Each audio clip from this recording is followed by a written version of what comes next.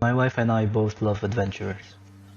We prefer trekking the unknowns, road trips, hiking, and isolated beaches compared to luxury hotels. We think adventuring together creates more deeper memories. That being said, my wife never had the chance nor the partner to do adventures when she was younger. So after we got married, I promised her that I will go with her everywhere, creating those memories. This video is the start of that promise. Today we are going to a city in West Java called Garut, previously known as the city of dodol. It's a type of chewy, sweet Indonesian snack, kinda like a toffee. But nowadays, Garut has developed into an industrial city. You can see factories everywhere, the roads are packed, and the weather has gotten much hotter than it used to be. Is it still a worthy place to visit for a vacation? Let's see. The trip to Garut from Jakarta took about 5 hours, passing another famous city for a holiday called Bandung. We stopped at a couple of rest areas to eat and grab some coffee, then we pushed onwards to Garut. The reason we chose Garut is that I wanted to get my wife ready for hiking, and there's Mount Papandayan there, which is a fairly easy hike for beginners. After a 200-kilometer drive and a couple of dramas on the road like this one, we finally reached Garut.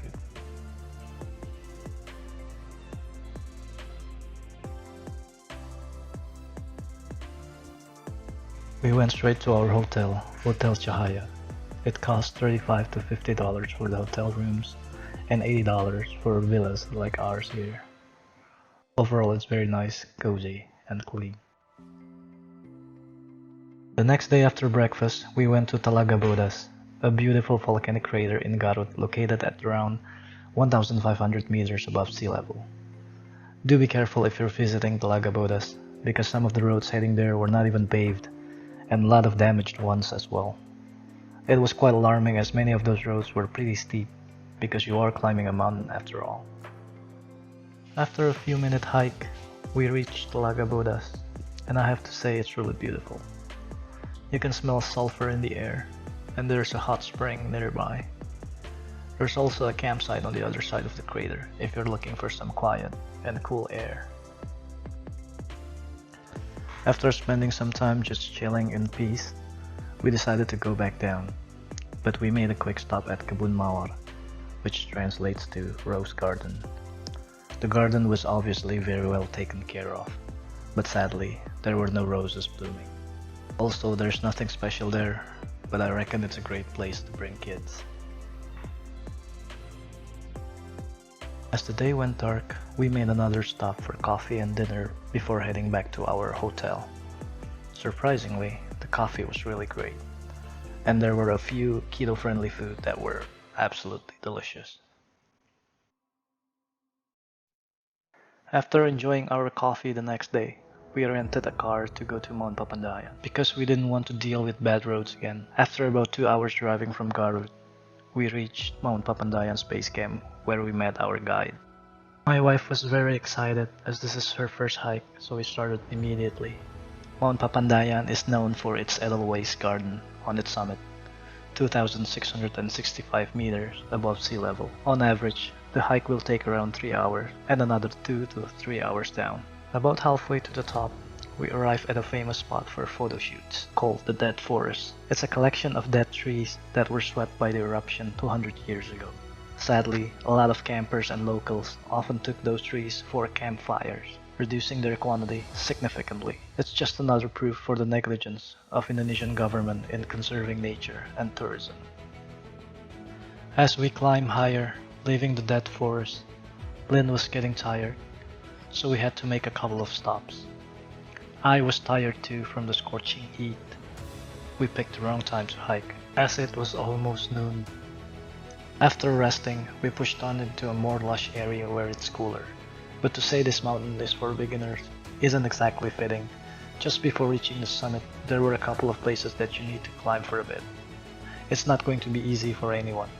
You'll need proper shoes at least so you don't slip and die, which happened a few times already, unfortunately. It was really hot, and I knew Lynn was tired, but she kept pushing on. I was proud of her. Until I finally saw some edelweiss flowers on our tracks.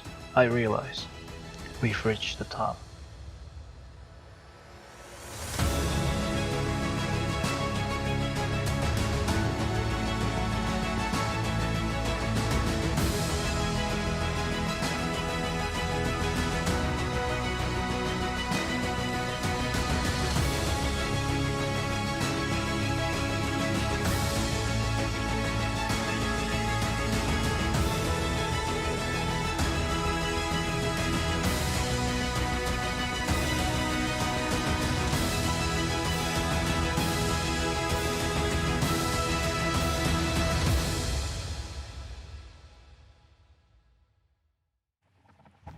So we're on our way down now.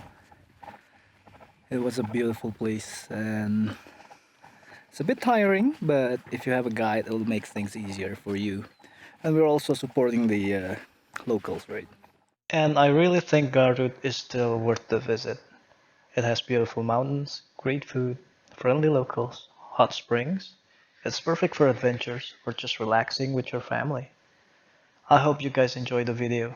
I definitely appreciate feedbacks if you guys want to leave it in the comments. Please look forward for our next videos. Again, thank you for watching and keep traveling.